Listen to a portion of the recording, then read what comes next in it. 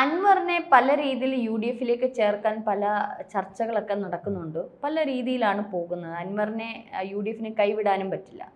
അപ്പോൾ ഇപ്പോൾ ഒരു RMP മോഡൽ സഹകരണമാണ് ഇപ്പോൾ യു ഡി എഫിൻ്റെ ആലോചനയിലുള്ളത്. അത് ഇപ്പോൾ തൃണമൂലുമായിട്ടാണ് ഇങ്ങനെ അൻവർ നിൽക്കുന്നത്. തൃണമൂൽ കോൺഗ്രസുമായിട്ടുള്ള ബന്ധമൊക്കെ കളഞ്ഞു കുളിച്ച് അഗ്നിശുദ്ധി വരുത്തി വരിക. വന്നു കഴിഞ്ഞാൽ UDF എടുക്കും. UDF എടുക്കുക എന്ന് പറഞ്ഞാൽ ഇപ്പോൾ RMP മോഡൽ, പിന്നെ നമ്മുടെ KK രമയുടെ വടകര നിയമസഭാ മണ്ഡലമാണ് KK രമയ്ക്കുള്ളത്. ഒരു MLA മാത്രമേ ഉള്ളൂ. ആ പ്രദേശമാണ് ഒഞ്ചിയം. ആ പ്രദേശത്ത് നിന്നാണല്ലോ RMP രൂപീകൃതമാകുന്നത്. RMP അങ്ങനെ കേരളത്തിലെമ്പാടുമൊന്നും വ്യാപിച്ചിട്ടൊന്നുമില്ല. TP ചന്ദ്രശേഖരൻ്റെ പേരിൽ അതങ്ങനെ നിൽക്കുന്നു എന്നുള്ളതാണ്. KK രമയെ സംബന്ധിച്ചിടത്തോളം അത് പിന്നെ വീണ്ടും 2026 ആ ജയം ആവർത്തിക്കുമെന്നുള്ളതാണ്. അത് ഉറപ്പായ കാര്യം തന്നെയാണ്. അത് KK രമയ്ക്ക് അത്രത്തോളം ഒരു ജനസ്വാധീനവുമുണ്ട്. ഇപ്പോൾ 2026 UDF അധികാരത്തിൽ വരികയാണെങ്കിൽ, ഞാൻ വരികയാണെങ്കിൽ എന്നേ പറയത്തുള്ളൂ, അവർ വരുമെന്നൊന്നും എനിക്കങ്ങനെ പ്രതീക്ഷയില്ല.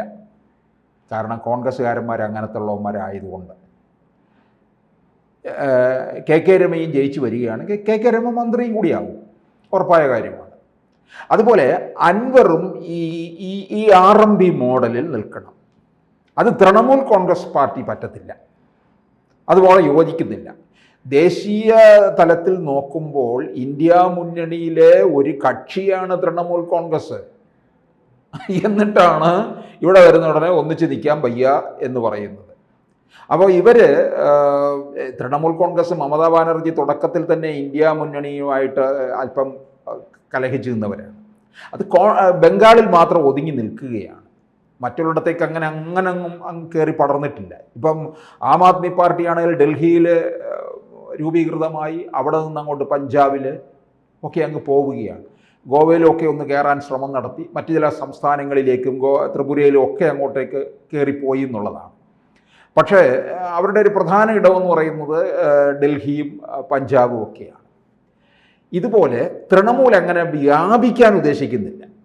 അവർക്ക് ബംഗാളിൽ തന്നെ നിലനിർപ്പിക്കണം.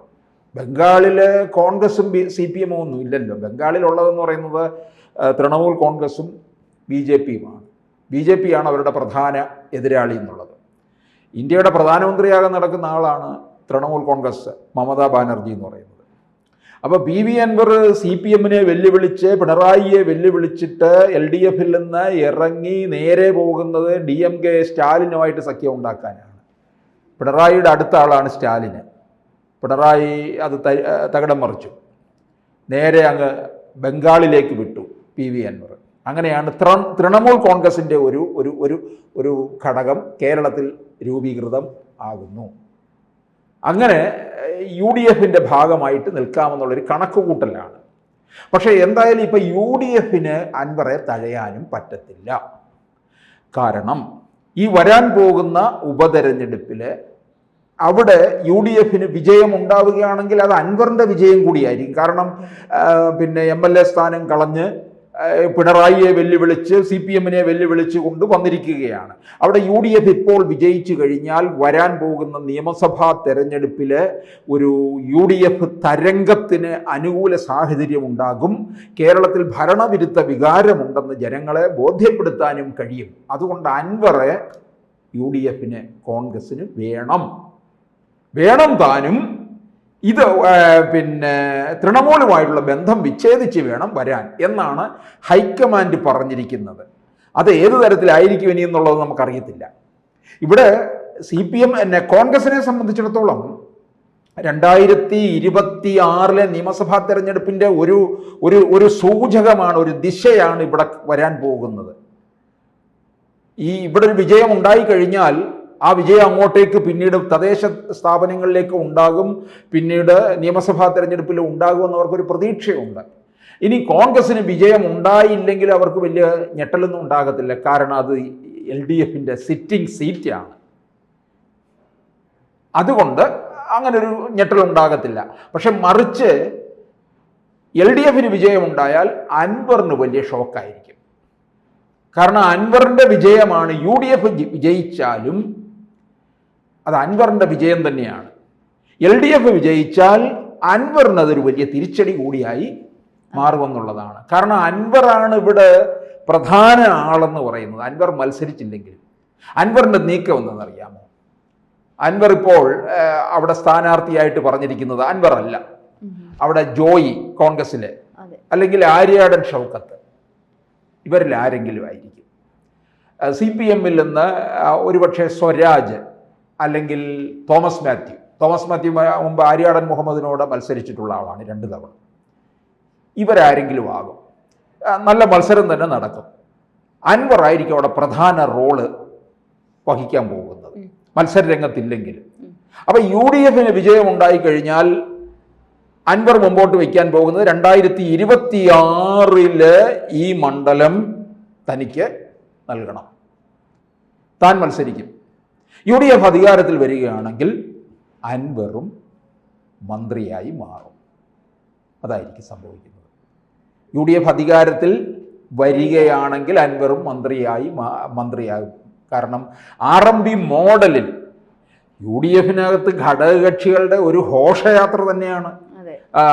Joseph group, Jacob group, forward block, RSP, ഇങ്ങനെ മുസ്ലിം ലീഗ് ഇങ്ങനെ നിൽക്കുകയാണ്.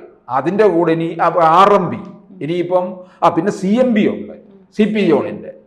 CP ജോണും അതിനിടയ്ക്ക് വിളിച്ചിട്ടുണ്ട് ഈ അൻവറെ അങ്ങോട്ടേക്ക് പോരെ.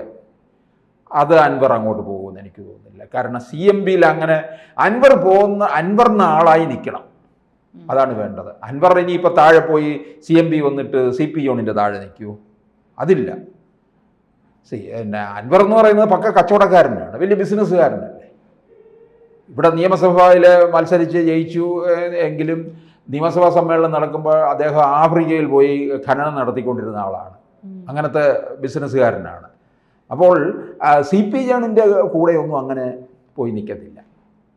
CMB എന്ന് പറയുന്നത് അതിനകത്ത് വലിയ ആൾബലമൊന്നുമില്ല. മെയിൻ ആളെന്ന് പറയുന്നത് CP ജോണാണ്. തൃണമൂലിനെ വിടത്തുമില്ല.